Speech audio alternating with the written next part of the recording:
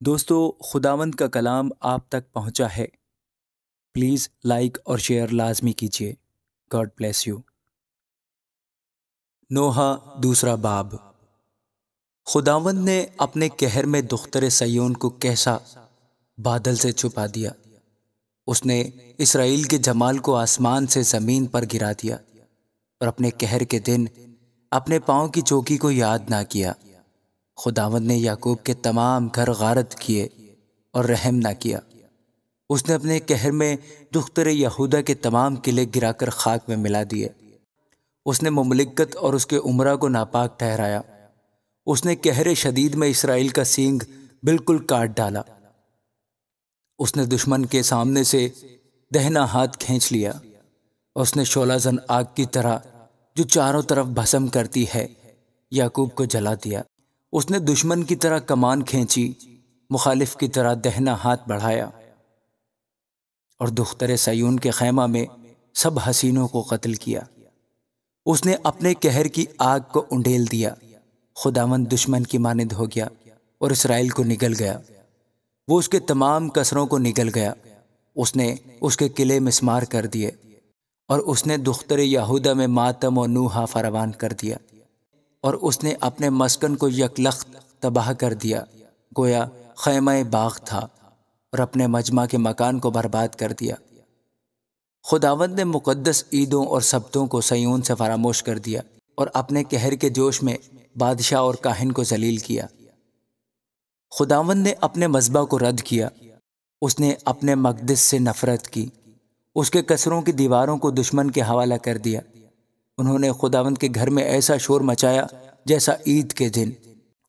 خداوند نے دختر سیون کی فصیل گرانے کا ارادہ کیا ہے۔ اس نے ڈوری ڈالی ہے اور برباد کرنے سے دستبردار نہیں ہوا۔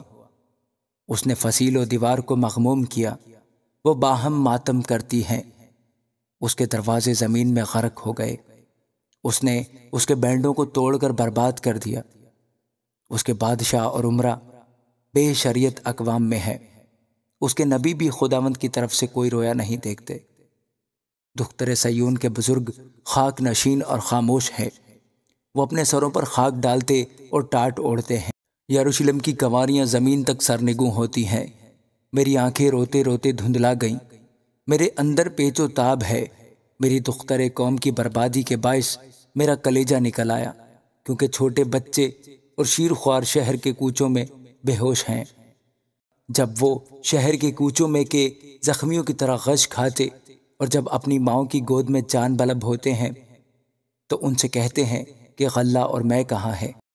اے دختر یروشلم، میں تجھے کیا نصیحت کروں اور کس سے تشبیہ دوں؟ اے کنواری دختر سیون، تجھے کس کی مانند جان کر تسلی دوں؟ کیونکہ تیرا زخم سمندر سا بڑا ہے، تجھے کون شفا دے گا؟ تیرے نبیوں نے تیرے لیے باطل اور بیہودہ رویا دیکھی اور تیری بد کرداری ظاہر نہ کی تاکہ تجھے اسیری سے واپس لاتے، بلکہ تیرے لیے جھوٹے پیغام اور جلا وطنی کے سامان دیکھے۔ سب آنے جانے والے تجھ پر تالیاں بجاتے ہیں۔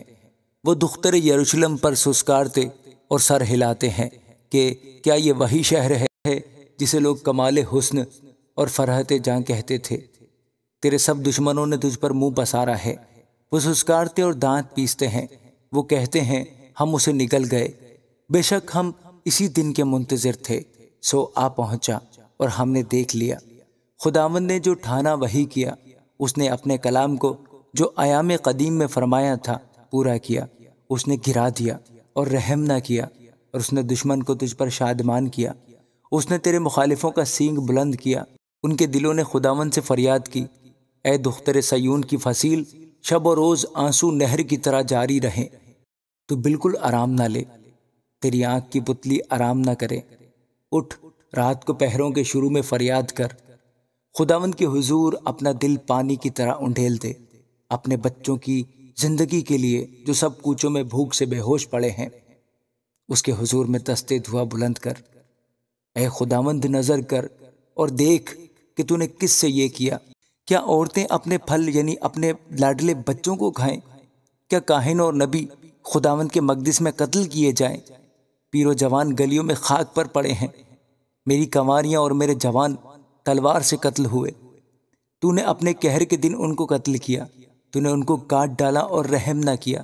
تو نے میری دہشت کو ہر طرف سے گویا عید کے دن بلا لیا، اور خداوند کے قہر کے دن نہ کوئی بچا نہ باقی رہا۔ جن کو میں نے گود میں کھلایا اور پالا پوسا، میرے دشمنوں نے فنا کر دیا۔ آمین۔